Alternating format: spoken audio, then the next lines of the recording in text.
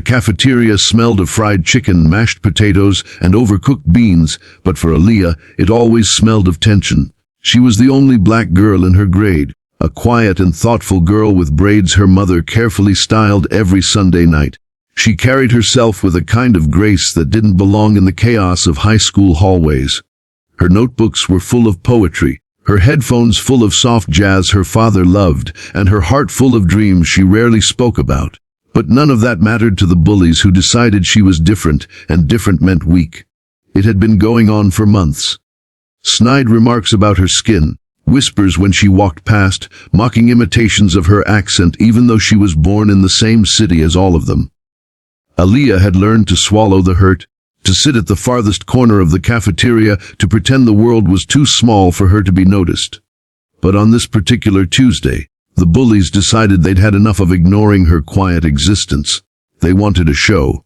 The leader of the group, a tall boy named Brandon with slick blonde hair and a grin full of cruelty, spotted her walking into the cafeteria carrying her lunch tray. Well, look who it is. He sneered loudly enough for the whole table to hear. His friends snickered, elbows nudging each other. Queen of the shadows. Aaliyah kept her eyes down. She always did. Her father had taught her to pick her battles wisely, to hold her dignity even when others tried to rip it away. She walked toward her usual table, the corner spot near the vending machines. But Brandon stood up. Not today, he said, stepping in front of her. His friends fanned out behind him like vultures. We thought you should sit with us. His tone dripped with sarcasm. Aaliyah's grip on her tray tightened. I'm fine where I usually sit, she whispered. What's that? Couldn't hear you.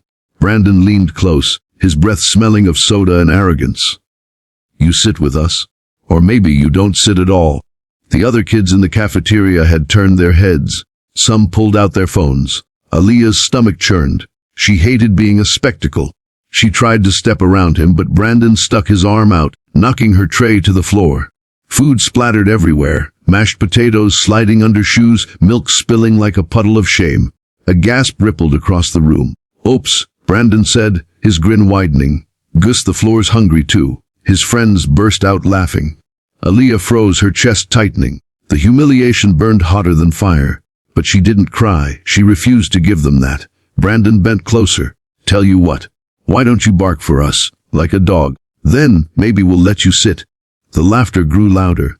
Some kids even chanted, bark, bark, her fists clenched at her sides. Her father's voice echoed in her head, you are not what they call you. You are what you answer to. She stood there, her silence stronger than their noise. But that only made Brandon angrier. Lock the doors, he ordered his friends. No one leaves till she gives us a show. Two of his boys ran to the cafeteria doors and pressed their backs against them. Panic rippled through the crowd of students. Teachers were nowhere in sight. Brandon shoved her lightly, testing her. Simon mutt.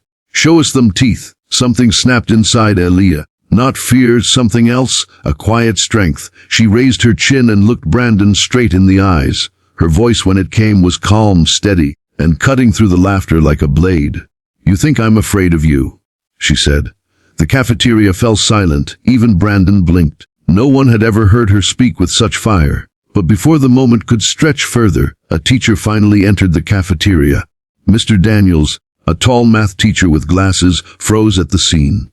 He saw the food on the ground, the crowd pressed against the walls, and Brandon standing chest to chest with Aaliyah. What's going on here? He demanded. Brandon smirked and quickly stepped back, playing innocent. Nothing, sir. Just a little accident. She dropped her tray. That's all. Aaliyah wanted to speak, to tell the truth, but her throat locked. If she told, it would only get worse tomorrow. Mr. Daniels gave Brandon a suspicious look but sighed. Clean this up, and everyone sit down. The crowd dispersed reluctantly, whispers buzzing in the air. Brandon leaned close to Aaliyah one last time before walking back to his table. This isn't over. Aaliyah sank into her corner seat, her hands trembling. She kept her eyes fixed on the window until the bell rang. That night, she sat in her room staring at her reflection. She thought of telling her dad but hesitated. He worked long hours as a mechanic, his hands always scarred and dirty, his shoulders heavy with responsibility. She didn't want to burden him, but deep down, she knew he would find out. He always did. And when he did, the bullies would learn what regret truly meant.